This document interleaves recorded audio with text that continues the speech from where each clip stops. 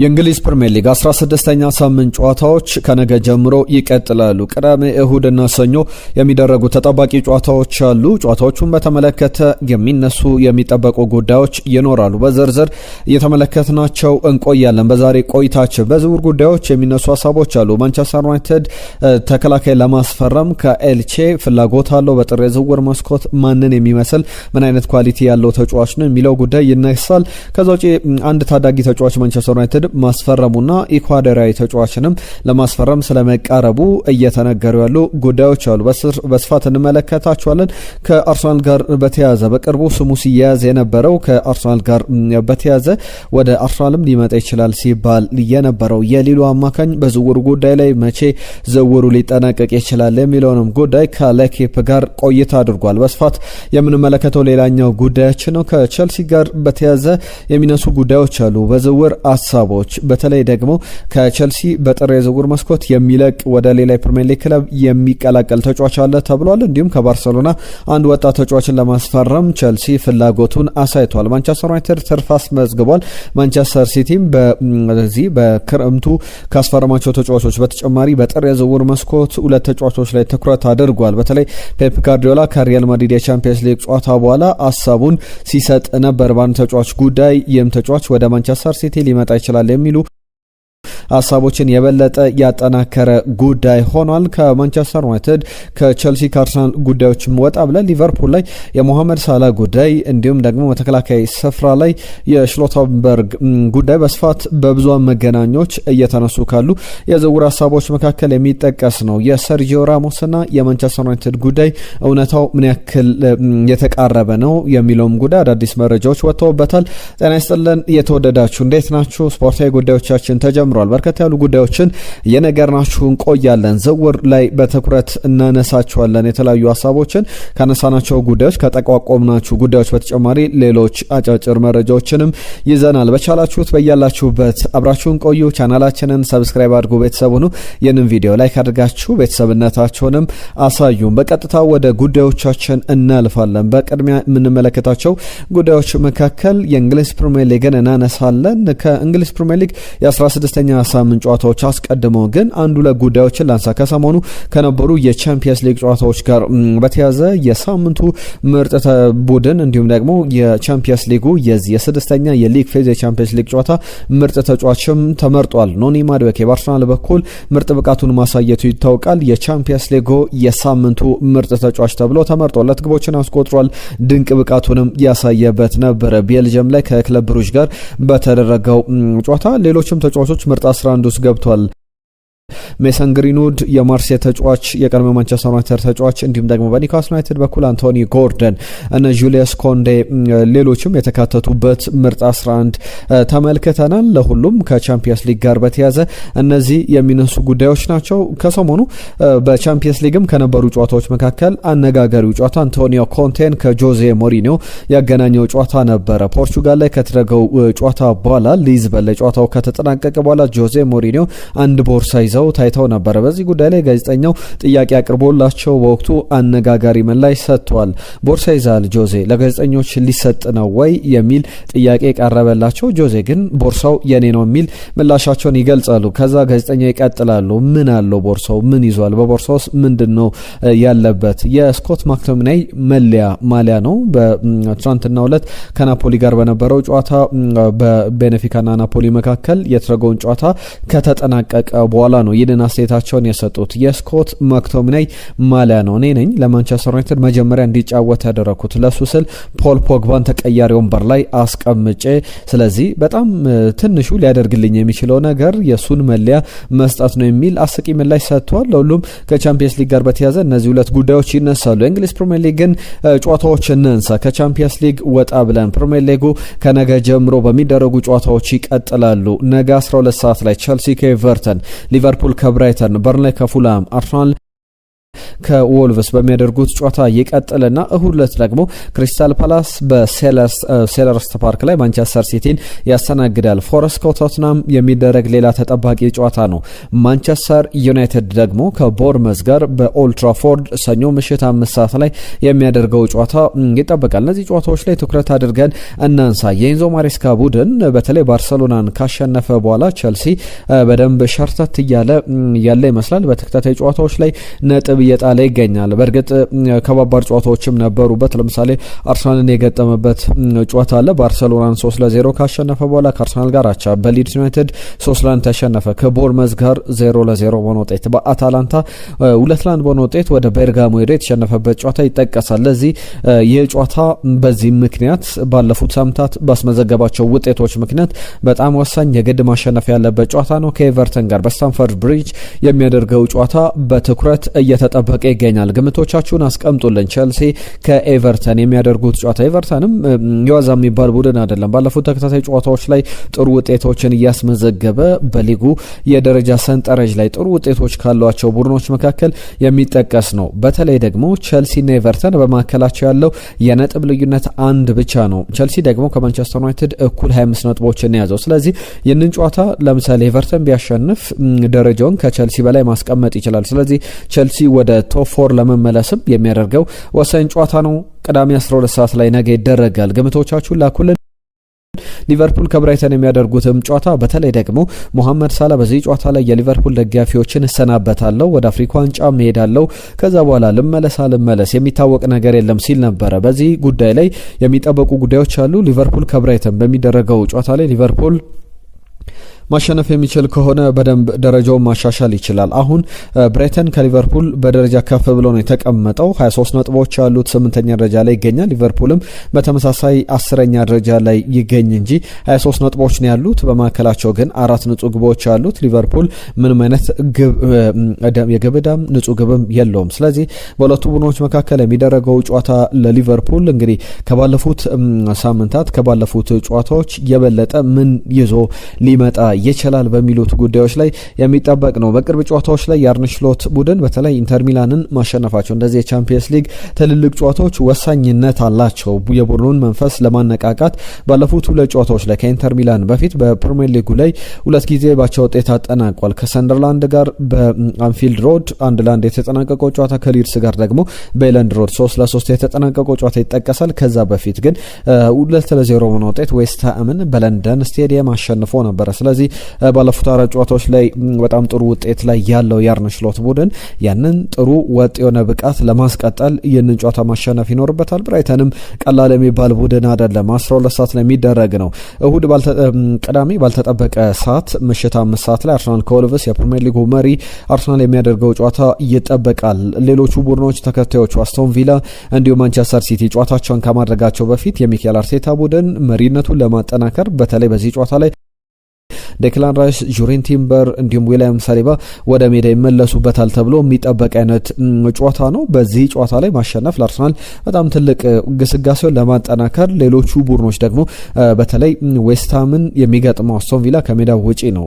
ማንቸስተር ሲቲም ከሜዳው ውጪ ክሪስታል ፓላስን ሴለረስት ፓርክ ላይ ይገጥማልና እነዚህ ጨዋታዎች ከመደረጋቸው በፊት የሚኬል አርቴታ ቡድን መሪነቱን ለማጠናከር የነጥብ ልዩነቱን ለማስፋትም የሚያደርገው አይነት ወሳኝ ጨዋታ ነው ይጠበቃል። ቅዳሜ ምሽት 5 ሰዓት ላይ ክሪስታል ፓላስ ከማንቸስተር ሲቲ፣ እሁድ 11 ሰዓት ላይ የሚደረግ ጨዋታ ነው። ለፔፕ ቡድን ከማድሪድ ድል በኋላ ሌላ ተከታታይ ድል ለማስመዝገብ ወደ ሜዳ የሚገባበት ጥሩ አይነት ፉክክር ይደረግበታል ተብሎ ይጠበቃል። ከዛ ውጭ አስቶን ቪላም ጨዋታ የሚጠቀስ ነው። ማንቸስተር ዩናይትድ የሌሎቹን ቡድኖች ውጤቶች በሙሉ ከተመለከተ በኋላ በተለይ ደግሞ ወሳኙን ጨዋታ ከባዱን ቦርመዝ በኦልድ ትራፎርድ ይገጥማል። በቅርብ ጊዜ ሁለቱ ቡድኖች ያሏቸው የእርስ በርስ ግንኙነቶች በደንብ የሚጠቀስ አይነት ነው። በተለይ ባለፈው የውድድር ዘመን በፕሪሚየር ሊግ የቀድሞ ውድድር ዘመን ዝግጅት ላይ ማንቸስተር ዩናይትድ ቦርመዝን 4-1 በሆነ ውጤት አሸንፎ ነበር። ከዛ ውጪ ግን በፕሪሚየር ሊጉ ባለፈው የውድድር ዘመን ኦልድ ትራፎርድ ላይ መጥቶ ቦርመዝ ማንቸስተር ዩናይትድን 3-0 በሆነ ውጤት ማሸነፉ ይታወሳል። ሴሜንዮ ግብ ያስቆጠሩበት ክላይቨርትም ግብ አስቆጥሯል። በዚህ ጨዋታ ላይ የመጀመሪያው ጨዋታ 1-1 በሆነ ውጤት፣ ሁለተኛው ጨዋታ በፕሪሚየር ሊጉ የሁለተኛው ዙር 1-1 በሆነ ውጤት ነበር የተጠናቀቀው። ስለዚህ እንደዚህ አይነት በቀሎችን በተከታታይ ውድድር ዓመቶች ቦርመዝ ኦልትራፎርድ ላይ 2024-25 2023-24 ላይ 3-0 3-0 በሆነ ውጤት ኦልትራፎርድ ላይ አሸንፏል። ባለፉት 5 ጨዋታዎች ማንቸስተር ዩናይትድ አንድ ጨዋታን ያሸነፈው፣ ቦርመዝ ሁለቱን አሸንፏል። ለቱባቸው ውጤት እየተጠናቀቁ ናቸው። ለመጨረሻ ጊዜ በቦርመዝ ሜዳ ማንቸስተር ዩናይትድ 2023 ላይ 1-0 በሆነ ጠባብ ውጤት በካዜሜሮ 9ኛ ደቂቃ ግብ ካስቆጠረና ጨዋታው 1-0 ከተጠናቀቀ በኋላ አላሸነፈም። ለሁሉም እነዚህ በሳምንቱ መጨረሻ የሚጠበቁ ጨዋታዎች ናቸው። ግምቶቻችሁን ላኩልን፣ ግምቶቻችሁን ጻፉልን። የዝውውር ጉዳዮችን በስፋት አሁንም እያነሳን እንቀጥላለን። የጥር የዝውውር መስኮት ተቃርቧል። እነዚህ የሚነሱ ጉዳዮች ናቸው። ማንቸስተር ዩናይትድ ጨዋታ ጋር በተያዘ ያነሳናቸው ጉዳዮች አሉ። እነሱ ላይ ቆየት ብለን አንዳንድ ጉዳዮች እናነሳለን። አስቀድሜ ከማንቸስተር ዩናይትድ ጋር በተያዘ የሰርጂዮ ራሞስ ጉዳይ ባለፉት ቀናት ሲነሳ ነበር። ለምሳሌ ትናንትና የስፔን አንድ የሬዲዮ ጣቢያ ከ2026 ጅማሩ ወይም ከጥር የዝውውር መስኮት የመጀመሪያ ቀን አንስቶ ስፓኒሹ ተከላካይ ሰርጂዮ ራሞስ በሪያል ማድሪድ፣ በሴቪያ፣ በፓሪስ ሰን ጀርመን ተጫውቶ አሳልፏል። አሁን 39ኛ ዓመቱ ላይ ይገኛል። 40 ዓመቱ እየተቃረበ ይገኛል። ወደ ማንቸስተር ዩናይትድ ይመጣል፣ ዝውውሩ የሚጠናቀቅ ነው ብሎ አንድ የስፔን ራዲዮ ጣቢያ ሲዘግብ ተመልክተን ነበረ። ላሴራ ይባላል። ከዛ በኋላ ግን አሁን በዩናይትድ በኩል የተጫዋቹን ፊርማ ለማግኘት የመጀመሪያ እድል ያለው ክለብ ነው ሲባል ነበረ። ነገር ግን ታማኒ ከሚባሉ የዝውውር ምንጮች መካከል የስፔን ከማንቸስተር ዩናይትድ ውስጥ አዋቂዎች ሰማሁት አገኘሁት ባለው መረጃ መሰረት ምንም አይነት እንደዚህ አይነት የጠነከረ የዝውውር ሀሳብ የለም፣ ፍጹም ውሸት ነው። ማንቸስተር ዩናይትድ ሰርጂዮ ራሞስን የማስፈረም ምንም አይነት ፍላጎት የለውም። ስፔናዊው የ39 ዓመት የቀድሞ የማድሪድ ተጫዋች ወደ ማንቸስተር ዩናይትድ አሁን በዚህ የዝውውር መስኮት ላይ ከዚህም በኋላ ወደ ማንቸስተር ዩናይትድ መጥቶ የሚጫወትበት እድል የለውም ተብሏል። በእርግጥ ትክክለኛ ውሳኔ ይመስላል ለማንቸስተር ዩናይትድ። ሌሎች የዝውውር ጉዳዮችን ሳነሳ በተለያዩ ክለቦች ቆይታ አድርጓል። የ13 ዓመት ተጫዋች ነው። ሶክራትስ ይባላል። ሲጀምር በጣም ጥሩ ዊንገር ነው ተብሎ ነበር። አሁን ግን ያለው ኳሊቲ በጣም ጥሩ ተከላካይ ዲፌንሲቭ ሚድፊልደር ነው ሲባል ነበር። አሁን ግን በተከላካይ ስፍራ ላይ የማል ስፍራ ተከላካይ ሆኖ መጫወት የሚችል በኤሊት ለንደን አካዳሚ ያለፈ በተለያዩ የለንደን ክለቦች በአርሰናል፣ በቶትናም፣ በክሪስታል ፓላስ ቆይታ ያደረገ መጨረሻም የ13 ዓመቱን ታዳጊ ማንቸስተር ዩናይትድ ሶክራትስን ማስፈረሙን ይፋ አድርጓል። የሚነሳ ጉዳይ ነው። ከማንቸስተር ዩናይትድ ጋር በተያዘ የሚነሱ የዝውውር ጉዳዮች አሉ፣ እንመለስባቸዋለን። አንዱ ለተከላካዮችን ለማስፈረም ፍላጎት አለው ማንቸስተር ዩናይትድ እየተባለ ይገኛል። ከአርሰናል ጋር በተያዘ በዚህ በጥር የዝውውር መስኮት ዝውውሩን ሊያጠናቀቅ ይችላል ተብሎ ከአንድ ተጫዋች ጋር ስሙ ሲያዝ ነበረ። የሊሉ የአማካኝ ስፍራ ተጫዋቹ ከሌኪክ በጋር ዝውውሩን በተመለከተ ቆይታ አድርጎ ነበር። ያነሳቸው ጉዳዮች አሉ። ተጫዋቹ በተለይ ደግሞ አርሰናል አዩብ ቡዋዲን በተመለከተ በጥር የዝውውር መስኮት ሊያስፈርሙ ይችላል ሲባል ነበር። ነገር ግን ድንገት ተጫዋቹ ውሉን እስከ 2029 ድረስ በክለቡ አቆየ። ፓሪስ ሰን ጀርመን፣ ቸልሲ እና ባየር ሙኒክ ጭምር የዚህ ተጫዋች አዩብ ቡዋዲን ማስፈረም ይፈልጋሉ። 18 ዓመቱ ላይ ይገኛል። ከሌኪፕ ጋር ቆይታ አድርጓል። የአንድ ዓመት በታች የፈረንሳይ ብሔራዊ ቡድን ተጫዋች ነው። 18 ዓመቱ ላይ ይገኛል። ውሌን በቅርቡ ነው ያራዘምኩት። የቀጣይ ዓመት ገና ረጅም ነው። የውድድር ዓመቱ የሚጠናቀቀው የ2026 ጁን ድረስ እስኪደርስ ረጅም ጊዜ ያለኝ። አሁን ፎከስ ማድረግ የምፈልገው በዝውውር ጉዳዮች ላይ ሳይሆን በቡድን እንቅስቃሴ በጋራ የግል ብቃቴ ላይ ትኩረት ማድረግ እፈልጋለሁ። ነገር ግን ከክለቡ ፕሬዝዳንት ጋር ነግሬያቸዋለሁ መቼ መልቀቅ እንደምፈልግ። በውድድር ዓመቱ መጨረሻ ላይ ውሳኔዎቼን አሳውቃለሁ። ያሉኝን አማራጮች እመለከትና በቀጣይ ምን እንደሚፈጠር አይታወቅም። ሊልን ግን በክረምቱ እንደምለቅ በጣም ሊረጋገጥ የሚችል ዜና ነው የሚል ሀሳቡን አካፍሏል። በእርግጥም ትልልቅ ጉዳዮች የሚነሱበት አይነት ተጫዋች ነው። ገና ከወዲሁ 18 ዓመቱ እያለ ወደ 47-48 ያክል የሊግ ጨዋታዎችን ለሊል ያደረገ ተጫዋች ነውና በሊጋ ላይ ከደመቁ ወጣት ተጫዋቾች መካከል አንዱ ነው። እንዲሁ ገጽታውን ስትመለከቱት የጸጉር ስታይሉም ጭምር ከአርሰናሉ የቀድሞ ተጫዋች አማካኝ ስፍራ ተጫዋች ጓንዴዚ ጋር ማቲዮ ጓንዴዚ ጋር የሚመሳሰል ነገር አለው። አማካይ ስፍራ ላይ ይህንን ተጫዋች አርሰናል የሚያስፈርም ከሆነ በጣም ትልቅ አፕግሬድ ለቀጣይ ጊዜ ደግሞ የነ ዴክላን ራይስ አጣማሪ ሆኖ ለአመታት ልንመለከተው እንችላለን እየተባለ ይገኛል። ከቦርመዝ ጋር በተያዘ በሴሜኖ ጉዳይ እየወጡ ያሉ ዘገባዎች አሉ። ሴሜኖን በተመለከተ ማንቸስተር ዩናይትድ፣ አርሰናል እንዲሁም ሊቨርፑል እና ማንቸስተር ሲቲ በተለይ ደግሞ ቶትናምም በጥር የዝውውር መስኮት ተጫዋቹን ማስፈረም ይፈልጋሉ የሚል ዘገባዎችን ስንሰማ የመጀመሪያችን አይደለም። ተጫዋቹ 26 አመት ላይ የሚገኝ 25 አመቱ ላይ የሚገኝ ጋናዊ ተጫዋች ነው። በቀጣይ ደግሞ 2026 ላይ ክለቡን ይለቃል በጥር የዝውውር መስኮት ተብሎ እየተነገረ ያለ ተጫዋች ነው። ጥሩ አቅም አለው። እነዚህ ክለቦች መፈለጋቸው በፕሪሚየር ሊጉ ላይ አጀማመሩ ብቻ አይደለም፣ ባለፉት አመታት ላይ ድንቅ ብቃቱን እያሳየ መገኘቱን ተከትሎ ነው። ለዚህ ደግሞ መልካም ዜና ቦርመዝ በጥር የዝውውር መስኮት አንድ ተጫዋች ለማስፈረም ተቃርቧል። የሴሜኖ ተተኪ ነው። ሴሜኖ በጥር የሚለቅ ከሆነ የእሱን ተተኪ ማስፈረም ለክለቡ ግዴታ ይመስላል። የባዜል ዊንገር ነው። የባዜል የመስመር ተከላካይ ነው። ኦቲያል ይባላል። 26 አመቱ ላይ ይገኛል። በያዝነው የውድድር ዘመን 8 ግቦችን ማስቆጠር ችሏል። ፐርማነንትሊ በቋሚነት ወደ ባዘል ወደ ስዊዘርላንዱ ክለብ የተዘዋወረ ነው። በክረምቱ በውሰት ውል በቋሚነት በክረምቱ ከመፈረሙ በፊት በውሰት ውል 18 የሊግ ጨዋታዎችን ተጫውቶ ወደ 9 ያክል ግቦችን አስቆጥሮ ነበር። የውሰት ውሉ በቋሚነት ከተጠናቀቀ በኋላ ቦርመስ ተጫዋቹ ለማስፈረም አሁን በጥር የዝውውር መስኮት ከክለቡ ከስዊዘርላንዱ ክለብ ባዘል ጋር ንግግር እያደረገ ይገኛል። ያ ደግሞ ለማንቸስተር ዩናይትድ፣ ለአርሰናል እንዲሁም ደግሞ ለነ ሊቨርፑል፣ ማንቸስተር ሲቲ ጥሩ ዜና ይመስላል። ማን ያስፈርመዋል በደንብ የሚጠበቅ አይነት ዜና ነው። ተጫዋቹ 65 ሚሊዮን ፓውንድ በጥር የዝውውር መስኮት የመጀመሪያ ሳምንት ከጃንዋሪ 2026 ጀምሮ 65 ሚሊዮን ፓውንድ የውል ማፍረሻው ነው። ለሁለት ሳምንታት ይቆያል የውል ማፍረሻ የሚሉ ዘገባዎችን ተመልክተናል። ሊቨርፑልን የተመለከቱ ጉዳዮችን ደግሞ ላንሳላችሁ። ከሊቨርፑል ጋር በተያዘ ሞሐመድ ሳላ የብራይተን ጨዋታ ላይ መጨረሻው ጨዋታ የሊቨርፑል ጨዋታ ሊሆን ይችላል ተብሎ ሲነገር ነበረ። ነገር ግን አሁን ከጆርዳን ሄንደርሰን ጋር ንግግር ስለማድረጉ ተነግሯል። ምሳ በጋራ በልተዋል። ጆርዳን ሄንደርሰን ደግሞ በቅርብ ጊዜያት ላይ በሳውዲ ፕሮ ሊግ ላይ ተጫውቶ ያለፈ ከዛ በኋላ በዛም አልቀጥልም ብሎ ወደ አያክስ አምስተርዳም አሁን ደግሞ በብሬንትፎርድ እየተጫወተ ያለ ተጫዋች ነው። የቀድሞ ቡድን አጋሩን አግኝቶ መሐመድ ሳላ ምሳ በጋራ ከበሉ በኋላ ብዙ የተነሱ ጉዳዮች አሉ። ለዚህም ደግሞ ከተጫዋቹ ጋር በተያዘ በሳውዲ ፕሮ ሊግ በሄድ ምን ይገጥመኛል፣ ምን አዲስ ነገር አለ የሚል ውሳኔውን ለማሳወቅ ለመወሰን ከተጫዋቹ ጋር የመጨረሻ ንግግር ስለማድረጉ ተሰምቷል።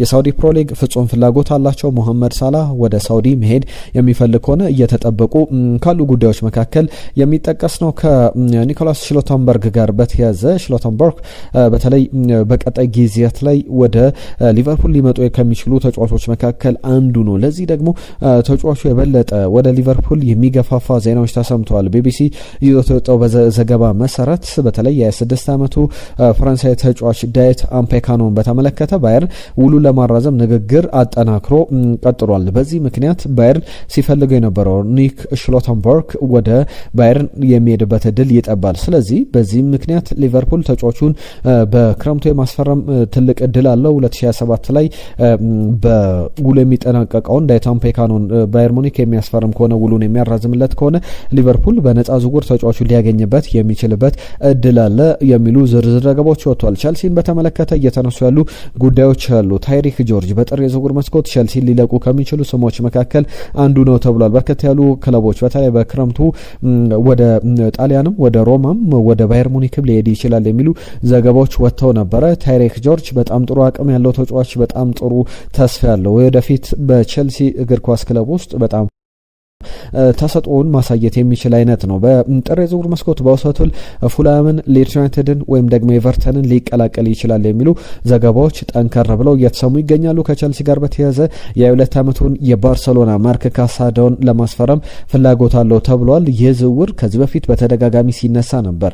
በክረምቱ በእርግጥ ቸልሲ ትልቅ ክፍያ አቅርቦበት የነበረው የፈርሚን ሎፔዝ ጉዳይ ነው። ፈርሚን ሎፔዝን ከባርሰሎና ለማስፈረም ፍላጎት ቢያሳይ በመጨረሻ ዝውውሩ ሳይሳካ ተጫዋቹም በዛው በቸልሲ መቆየቱ ይታወቃል። እና ማንቸስተር ዩናይትድም ጭምር ወደ ኋላ ላይ ዝውውሩ ላይ ገብተውበት ተጫዋቹ ግን በቸልሲ በማንቸስተር ዩናይትድም ሳንመለከተው ፈርሚን ሎፔዝ በዛው ቆይቶ ነበር። ማርክ ካሳዶም ጉዳይ ስሙ ሲያያዝ ነበር። የአማካኝ ስፍራ ተጫዋች ጥሩ አቅም ያለው ተጫዋች ነው።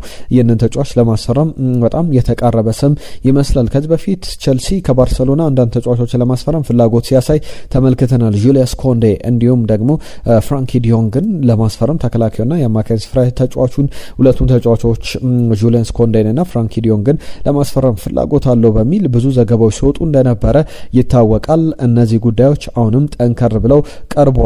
ከዛ ውጪ ሌሎች አንዳንድ ጉዳዮችን ላንሳ። ከማንቸስተር ዩናይትድ ጋር በተያዘ ትርፍ አስመዝግቧል። የሶስት ወራት ሪፖርቱ ይፋ ወጥቷል። ትርፍ ማስመዝገብ በዚህ ወቅት መሰማቱ ደግሞ በጥር የዝውውር መስኮት ማንቸስተር ዩናይትድ ዝውውሮች ላይ በለጠ ጠንከር ብሎ እንዲገባ ያስችሏል የሚሉ ጉዳዮች ወጥቷል። በተለይ የሰር ጂም ራትክሊፍ አስተዳደር በ18 ወራት ውስጥ ወደ 700 ያክል ሰራተኞችን ከማንቸስተር ዩናይትድ ፔሮል ላይ ቀንሷል፣ አሰናብቷል። ያ ማለት ደግሞ በትርፍ ደረጃ ትልቅ ትርፍ እንዲያስመዘግብ አስችሎታል። የትሬኒንግ መለያውን ስፖንሰር አጥቷል ማንቸስተር ዩናይትድ። ከዛ በተጨማሪ የአውሮፓ ውድድሮች ላይ በቻምፒየንስ ሊግ፣ በኤሮፓ ሊግ፣ በኢሮፒያን ኮንፈረንስ ሊግ ላይ እየተሳተፈ አይገኝም። ያም ትልቅ ጥያቄ እያስነሳበት ቢገኝም በፋይናንሻል ረገድ 13 ሚሊዮን ፓውንድ ማትረፉ ተሰምቷል። ይህ ትልቅ መነቃቃትን የሚፈጥር ነው። ባለፈው አመት በተመሳሳይ ወቅት ላይ 7 ሚሊዮን ፓውንድ መክሰሩን አስመዝግቦ ነበር። አሁን ግን ይህንን ትርፍ ማስመዝገቡ ትልቅ እምርታ እንደሆነ በብዙሃን መገናኛዎች እየተዘገበ ይገኛል። ያ ማለት ደግሞ በጥር የዝውውር መስኮት ማንቸስተር ዩናይትድ ለሚያደርገው እንቅስቃሴ ትልቅ አስተዋጽኦ ይኖረዋል ተብሏል። ይህ አስተዋጽኦ ደግሞ ከኤልቼ ኦስትሪያዊ ተጫዋች ነው፣ ሴንተር ባክ ነው፣ በመሃል ስፍራ ተከላካይነት የሚታወቅ በተለይ ከአንዳንድ ተጫዋቾች ጋር ኤሊት ደረጃ ላይ ካሉ ተከላካዮች ጋር የሚመሳሰል ኳሊቲ ያለው ይባላል። ዳቪድ አፈንበርግ ይባላል። ይህንን ተጫዋች ዳቪድ አፈንበርግን ለማስፈረም ማንቸስተር ዩናይትድ በጥር የዝውውር መስኮት ረጅሙን ርቀት ይጓዛል ተብሎ ይጠበቃል። ትልቅ ፉክክሮች ይኖሩበታል። በጣም ሪያሊ የአየር ላይ ኳስ አጠቃቀሙ የአየር ላይ ኳስ ሲከላከል በጣም አስገራሚ ነው። ወደ ሚድፊልድ ወጥቶ ሲጫወት ከኳስ ጋር ምቾት ያለው ልጅ እያለ ማቲያስ ዴላይት ያሉት ምርጥ ኳሊቲዎች ያሉት አይነት ተጫዋች ነው። ለረጅም ጊዜ ከሌኒዮሮ ጋር በማንቸስተር ዩናይትድ ይጣመራል ተብሎ የሚጠበቅ ነው። ከሪያል ማድሪድ ጋር በተያያዘ ኤደር ሚሊታውን በጉዳት ምክንያት አጥቷል። ለረጅም ሳምንታት ለረጅም ወራት ከሜዳ ይርቃል። ስለዚህ ሃሪ ማጓየርን ከማንቸስተር ዩናይትድ ወይም ጆን ስቶንስን ከማንቸስተር ሲቲ በጥር የዝውውር መስኮት ማስፈረም ይፈልጋል የሚሉ ዝርዝር ዘገባዎች ወጥቷል። ሃሪ ማጓየርም በዚህ የጥር የዝውውር መስኮት ክለቡ ሊለቅ ይችላል መባሉ ሌላ አስገራሚ ጉዳይ ሆኗል። ሌላኛው ጉዳይ ከማንቸስተር ዩናይትድ ጋር በተያያዘ ኤደርሰን ካስቴሎ የተባለ ኢኳዶሪያዊ ተጫዋች ኢኳዶሪያን ተጫዋቾች በቅርቡ ስማቸው ከተለያዩ ክለቦች ጋር እየተያዙ ይገኛሉ። እንደ ሞይሰስ ካይሴዶ፣ እንደ ፒየሮ ኢንካፒ አይነት እንዲሁም አርሰናል ያስፈረማቸው ሁለት መንትያ ተጫዋቾች የኩዌንቴሮ ወንድማማቾች በቅርብ ጊዜያት ላይ የሚጠቀሱ ናቸው። አሁን ኤደርሰን ካስቴሎ በጣም ጥሩ አቅም ያለው ተጫዋች ነው። በተለይ እየተጫወተ የሚገኘው ኩዌንቶ በተባለ ክለብ ነው። ይህ ክለብ ደግሞ ለመጨረሻ ጊዜ አንቶኒዮ ቫለንሲያ ከማንቸስተር ዩናይትድ ከለቀቀ በኋላ የተቀላቀለበት ክለብ ነው። የተከላካይ አማካኝ ተጫዋች ነው። 17 ዓመቱ ላይ ይገኛል። በተለይ ለ17 ዓመት በታች ቡድን ገና 15 ዓመቱ ያለ መጫወት የጀመረ ተጫዋች ነው። በትልቅ ደረጃ በቅርብ ጊዜያት ላይ በአገሩ ክለብ በዚህ በኬንቴሮ እድሎች የተሰጡት በክለቡ የእግር ኳስ ውድድሮች ላይ ሲጫወት ተመልክተነዋል። ማንቸስተር ዩናይትድ በጥር ሊያስፈርማቸው ከሚፈልጉ ተጫዋቾች መካከል ስሙ በደንብ እየተጠቀሰ ይገኛል። የማንቸስተር ሲቲን ሁለት ጉዳዮች ላንሳ። አንደኛው የቲኖ ሌቨርማንቶ ጉዳይ ነው። የፈረንሳይ ተከላካይ በማንቸስተር ሲቲ 23 ዓመቱ ላይ ይገኛል። በደንብ በጥብቅ እየተፈለገ ይገኛል። ነገር ግን ኒውካስል ዩናይትድ ይህንን ፍራቻ ለተጫዋቹ አዲስ ውል ለማቅረብ ኤዲያው ለክለቡ አመራሮች አሳውቋል። አዲስ ውል እየሰጠው በኒውካስል ዩናይትድ መቆየት አለበት፣ መልቀቅ የለበትም በጭራሽ የሚሉ ዘገባዎችን በስፋት እየተመለከትን እንገኛለን። የመጨረሻው ውሳኔ ይጠበቃል። ከማንቸስተር ሲቲ ጋር በተያያዘ ምናልባት በጥር የአንቶኒዮ ሴሜንዮ ጉዳይ ካልተሳካለት በሰሞኑ ማንቸስተር ሲቲ ላይ ግብ ያስቆጠረው የጂኦሎጂ ዶናሩማ መረብን እንግዲህ በደንብ የፈተነው ተጫዋችን ለማስፈረም ፍላጎት አለው ተብሏል። ይህ ተጫዋች ደግሞ በትልቅ ደረጃ ስሙ እየተነሳ ይገኛል። ይህ ተጫዋች በአቅም ደረጃ ሮድሪጎ ብራዚላዊ ተጫዋች በተለያዩ ቦታዎች ላይ መጫወት ይችላል። ምን አይነት ድንቅ ተጫዋች ነው፣ ምን አይነት ትልቅ ተሰጥኦ ነው ያለው በሚል ከማንቸስተር ሲቲና ከሪያል ማድሪድ ጨዋታ በኋላ ፔፕ ጋርዲዮላ ሲያደናንቀው ነበር። በክረምቱ ከማንቸስተር ሲቲ ከአርሰናል ጋር ስሙ ሲያያዝ ነበር። አሁንም በጥር የዝውውር መስኮት ተጫዋቹ የሚለቅ ከሆነ ምናልባት ማንቸስተር ሲቲን ሊቀላቀል የሚችልበት እድል አለ የሚሉ ዘገባዎችን ተመልክተናል። መጨረሻም ከዝውውር ወጣ ብዬ አንድ ጉዳይ ላንሳላችሁ። የሊዮኔል ሜሲ ስታተስ ወይም ደግሞ ሐውልት በህንድ ሊመረቅ ነው። ሊዮኔል ሜሲ ነገ ወደ ህንድ ያቀናል። በተለይ በእግር ኳስ ተጫዋቾች ታሪክ ትልቁ ረጅሙ ሐውልት ነው ተብሎ ተደርጎለታል። በህንድ ኮልካታ ይገኝና ሊዮኔል ሜሲ ይህንን 70 ፊት የሚረዝመውን የአውልት በግሉ የዓለም ዋንጫን ይዞ የተሰራለትን አውልት ሄዶ ይመርቃል። ጎት ኢንዲያን ቱር ግሬተስት ኦፍ ኦል ታይም ኢንዲያን ቱር በሚል የተሰየመውን ቱር ወደ ሊዮኔል ሜሲ ወደ ህንድ ሄዶ የሚመርቅበት መራገር በጉጉት እየተጠበቀ ይገኛል። የተወደዳችሁ ስፖርታዊ ጉዳዮቻችን እነዚህ ይመስሉ ነበር። ሀሳቦቻችሁን ጻፉልን። ባነሳናቸው ጉዳዮች ላይ በርከት ያሉ መረጃዎችን ነገርናችሁ። የሳምንቱ ጨዋታ ግምቶቻችሁን እንጠብቃለን። ቻናላችንን ሰብስክራይብ አድርጉ፣ ቤተሰቡኑ አብሮነታችሁን አሳዩን።